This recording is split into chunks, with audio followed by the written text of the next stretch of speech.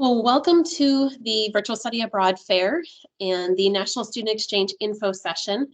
Today we have David Holliday from the NSE program joining us to tell you all your options about how you can exchange domestically.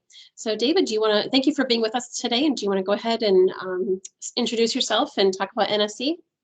Yeah, sounds great. Thanks so much. And I apologize, I can't be on camera. I'm on a borrowed computer and somehow the video is not set up. So you'll have to bear with just my voice here. So my name is David Holliday. I work for the National Student Exchange. I'm also the NSE coordinator at the University of Minnesota Twin Cities, just across the border, not too far away from you.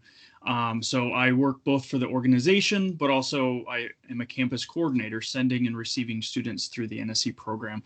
So I'm going to talk to you today about NSE, give you a lot of the basic information, and hopefully inspire you to participate in our program. I'm going to play this video actually that's front and center on our website first.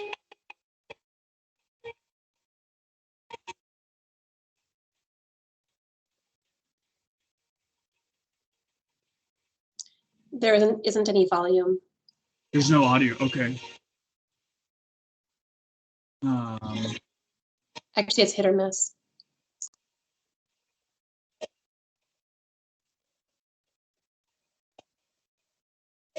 Well, at least the videos are pretty. Okay. You must not have.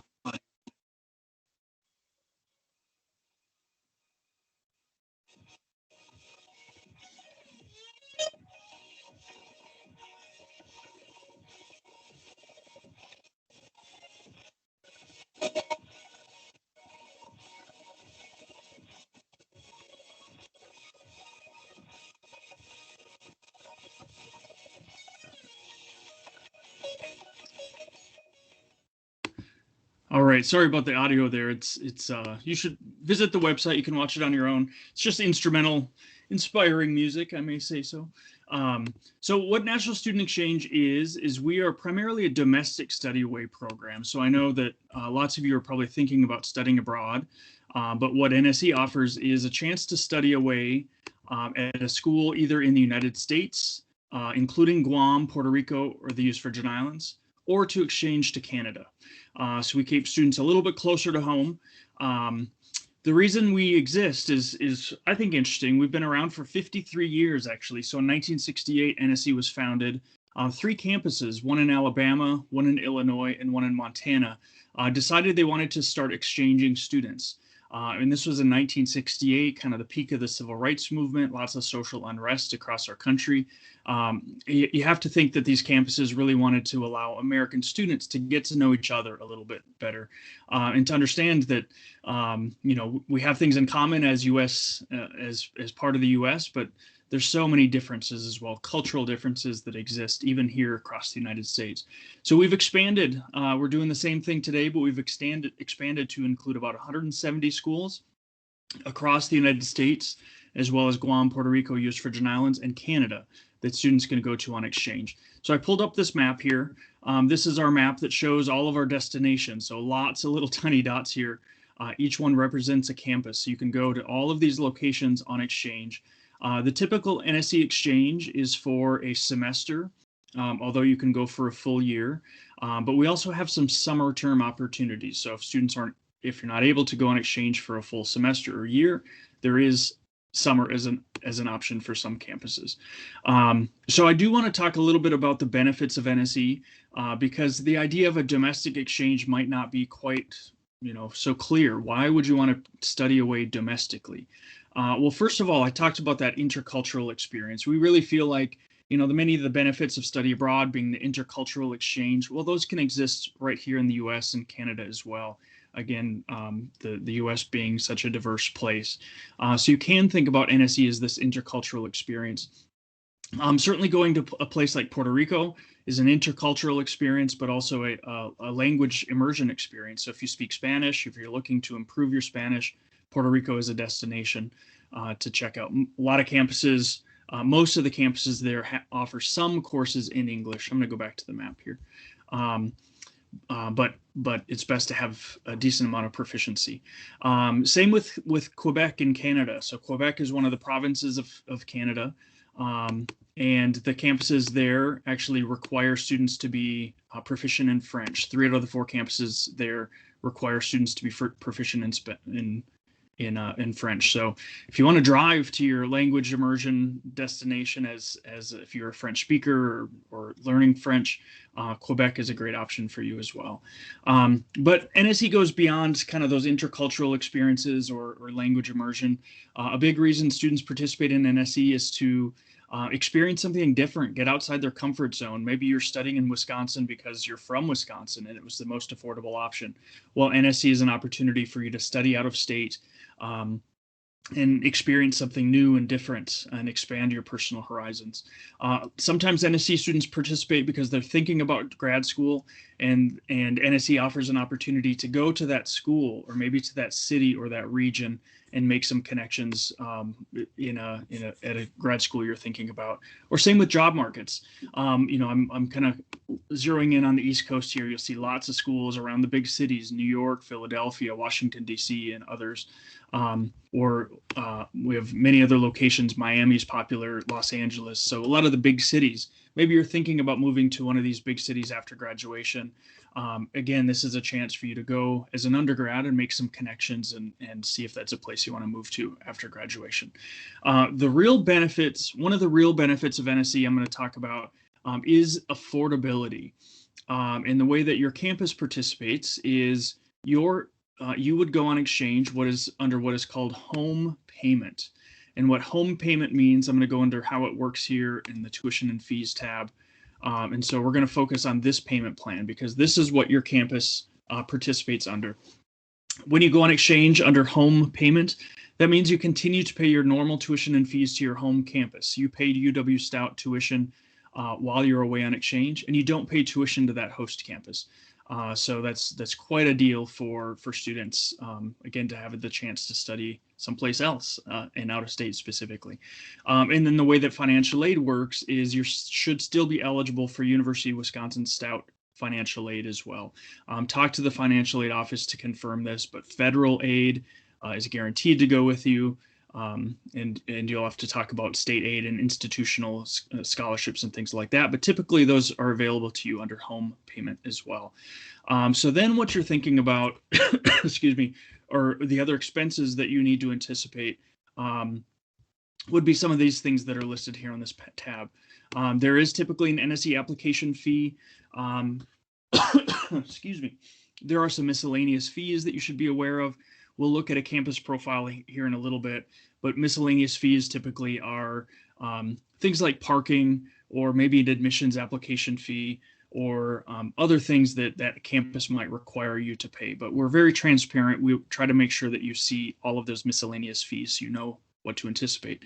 And then course-related fees. So just like there at Stout, if you take a lab course or a course that has materials, things like that, you're responsible for paying for those. So that'd be the same case at your host institution, paying those lab fees, course fees, things like that. And then room and meals is the other bigger expense that you should anticipate. So you're paying your tuition to UW-Stout, but you're paying room and meals costs to your host institution. Each campus profile has real basic information about room and board costs, and what some of your options might be at that school. But that's something that you pay directly to your host institution. So I'm kind of giving you a tour of the website here because there's really a lot of helpful information listed here on the website. Sometimes you just have to poke around to find exactly what you're looking for. So I do want to stop now and ask if there are any specific questions, and feel free to unmute yourself and speak and ask questions or put it in the chat. That's fine as well. So let me know if you have questions at this point or if there are particular NSE campuses that have caught your eye that you'd like to talk more about. And I can keep talking too, but I don't always like to hear the sound of my own voice.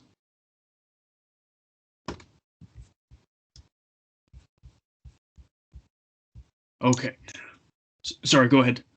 Oh, I was just saying, you're also welcome to place any questions you might have in the chat box. Yeah, wonderful. Exactly. So the other thing that I haven't really talked about is courses and credit. So of course, NSE is an academic exchange, much like I'm sure many of the study abroad programs you're investigating, where you go on exchange and you actually take classes. You have to be enrolled full time at your host institution. Typically that's 12 credits minimum. I'm going to pull up a campus profile here. One of my favorite campuses is Paul Smith's College, which is a little tiny school, about 600 students actually in the Adirondack State Park of northern New York. A really interesting campus. So I'm talking about courses here. So of course you need to take classes at your host institution. You can see basic information about courses at that school available here on this campus profile. So you understand when registration occurs at this school, you register according to class standing. So if you're a junior, you register with their juniors and so on. Sometimes you'll see notable academic programs that are listed here on the campus profile. And then you'll see a list of undergraduate majors open to NSE students. So this is a very small school with a limited number of majors. Many other schools offer many more majors, of course. So speaking of that, when you are looking at campuses here and you scroll down to majors, you can actually search for schools that offer your major. So it depends what classes you need to take on exchange. Maybe you have to take major classes or minor classes. Or ideally you'll have some flexibility and can take a variety of courses. But if you're looking for schools that offer a particular department, this is the best place to look. So you can scroll down this big list to find schools that offer the major or the department that you're actually looking for. I'm going to go back to that campus profile here, Paul Smith's College. These tabs down here offer really important information. The tuition and fees tab is important because this will tell you what some of those additional fees are that you might be expected to pay at that host institution. So this one, they only have one, $34 sustainability fee. So if you went to that school, again, you're paying Stout tuition, but you're paying this fee, other course fees, things like that. And then you'll see room and meal information here as well. So this is the cost of housing to live on campus there. And then you'll also see what meal plans would cost. So this is all really helpful information as you start to think about the exchange and tend to prepare a budget, honestly, to figure out exactly how much money you need to study at that campus. And then, like I said, when you're looking at finance, when you're thinking about financial aid, as a UW-Stout student, you should be eligible for your financial aid from your host. I'm sorry, from your home campus already. And that's what this tab talks about. I'll pause again here in case anybody has questions, or again, it's really helpful if you've looked into NSE before, if you have a particular campus that you're thinking about going to, or for anybody else, just jump out in the chat or just speak. Where would you want to go? Which state within the U.S. would you be interested in? Are you interested in Guam, Puerto Rico, U.S. Virgin Islands, the U.S. territories, or going to Canada? Anybody want to jump out there?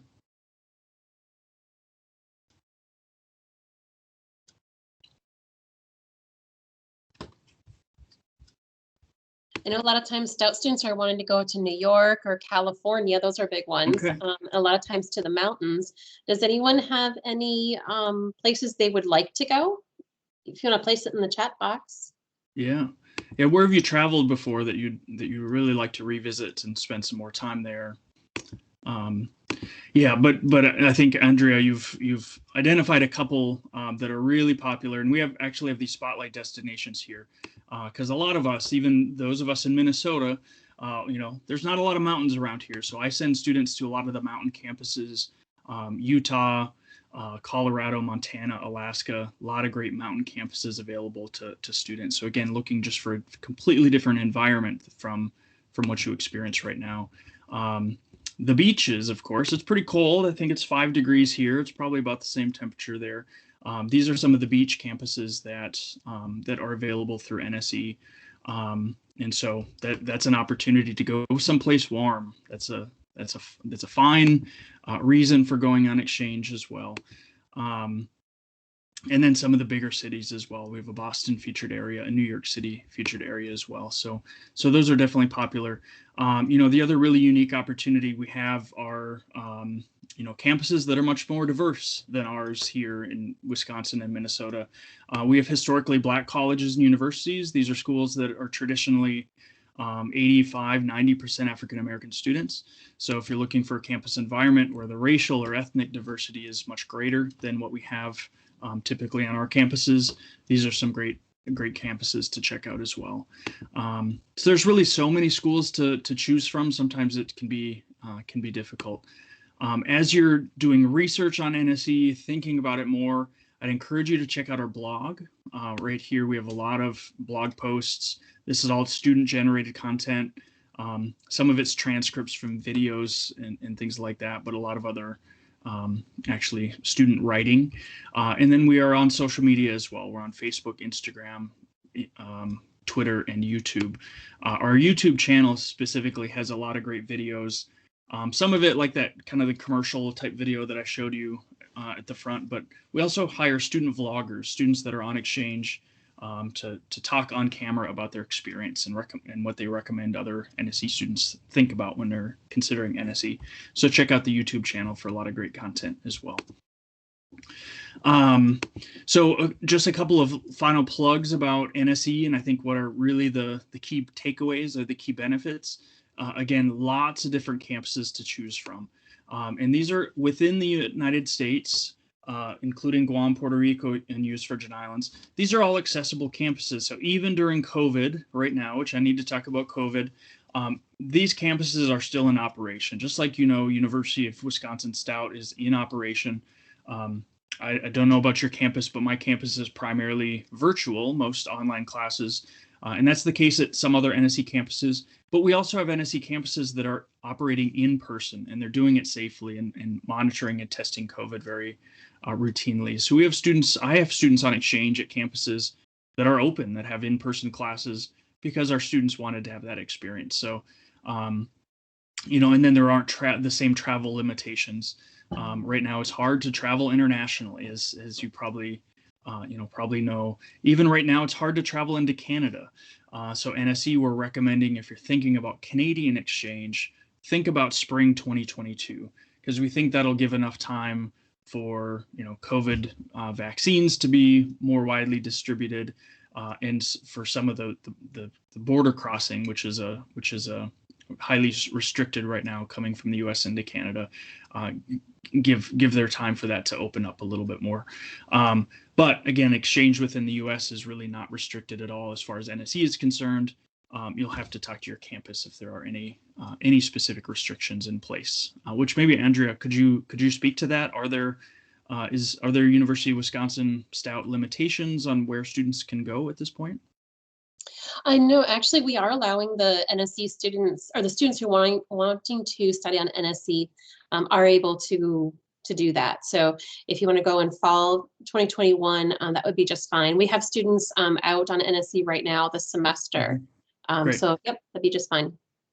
Yeah, sounds good. And that's the good thing. I think when a lot of study abroad options are on hold right now, NSE is still in operation, and you got to be prepared for the unexpected, because sometimes classes are going to be online. Some campuses have housing restrictions to live on campus. They're limiting, trying to have people living in single rooms and things like that. We kind of expect that to be the case for next fall too, but having some flexibility. Right now, there's lots of schools available and that are ready and willing to accept you on exchange next year. This is the main page under campuses, where you can see all of the campus options, alphabetized by state. You'll see a few here that are marked as NA. These are campuses not currently accepting students. Most of these, it's because of COVID. It's an institutional decision. They're not going to be sending or receiving students at this point. So some of these are crossed off and you're not able to apply at this point. But as you can see, many other schools are available. So even if you want to, study, stay close to home and come right next door over to Minnesota, or mostly I encourage students to go a little bit further away from home, get outside your comfort zone, and experience something different. So any questions? There we go. We have, I'm just seeing the questions now. How do we find out the summer? Okay. So Stout doesn't send students on summer exchange. So I should not have mentioned that even.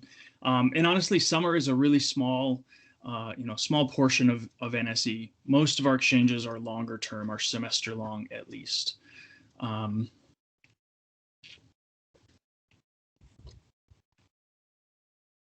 But that's a great question. So again, I would encourage you to spend some time on the website. Lots of great campuses. Sometimes students will zero in on particular campus names or the location itself. But I also encourage you to open up your search a little bit more and consider schools you've never heard of before. Like I like to show Paul Smith's College as an example. No one has ever heard of Paul Smith's College. I can virtually guarantee that because it's so small. But it's the most beautiful campus. If you think about northern Wisconsin or northern Minnesota, it's a campus like that, almost on the border of the boundary waters, essentially in Minnesota is what this campus is like. So get out there and explore the website, find schools that you've never heard of before and locations you've never been to before, and you'll find a great school for you. So affordability, you're paying Stout tuition, you're receiving Stout financial aid, you're paying room and board to that host institution, some of those miscellaneous fees and course fees you need to prepare for, and then room and board would be the other big cost. But you're paying to live probably where you are right now, so you'll just be paying your living expenses elsewhere. So great opportunity to get out there and expand your comfort zone and make some connections and have some great experiences staying a little bit closer to home. Great. Are there any questions for David or for me? I will mention that the deadline to apply for the National Student Exchange is February 15th. And then I'll be reviewing applications after February 15th and talking with students, kind of finalizing your school choices, since you're able to select, 5-6 different schools. And I can help guide you through that process as well. Make sure you're selecting schools that are going to be a good fit for you. So with that, are there any questions? Yeah, I will piggyback on that. It is important to have a first choice campus, but also to have a couple of backup schools. There are some campuses that are more competitive that do not accept, all the students who want to come there, or even a large percentage of the students that want to come there. So you might have your heart set on a particular school or particular location. It's fine to apply there, but you want to have some backup choices as well. And the one resource that we have is when you're looking at this availability tab, this has basic information. You're going to focus on this home payment column here again, and this will tell you the chance of placement. So these terms that you see here indicate the chance of placement. So there are some schools that are rated as limited. They accept fewer than 50% of qualified applicants. There's a couple. American University right at the top here in Washington, D.C. is limited. You might want to have that as your first choice, but also have some backups. So then this tab right here, the alternate schools tab, this is where you can come up with your list of backup schools and ideally find a backup school that is rated as excellent, because schools that are rated as excellent, they accept virtually all qualified students. So we can guarantee a placement that you'll be placed someplace as long as you've identified a school that is rated as excellent as either your first choice or one of your backup schools. So that is important to think about when you're applying for NSE. Great. Well, thank you, David. I just want to put up one last slide here and then provide information for the students. Oops, I'm sorry. If you would like more information, you can email the, what's that? Sorry, I think, do I have to stop sharing maybe for you to? Oh, maybe, I'm wondering. Let's see here. I think so.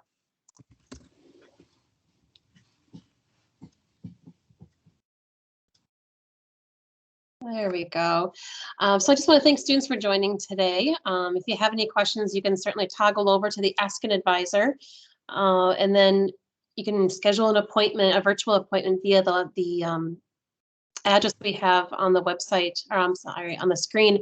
And then our email address is studyabroad@uwstout.edu if you have any questions after today. And with that, I'm going to go ahead and actually share the link for the next presentation. If you wish to join that, it'll just take one moment. Does anyone have any questions for David before we go?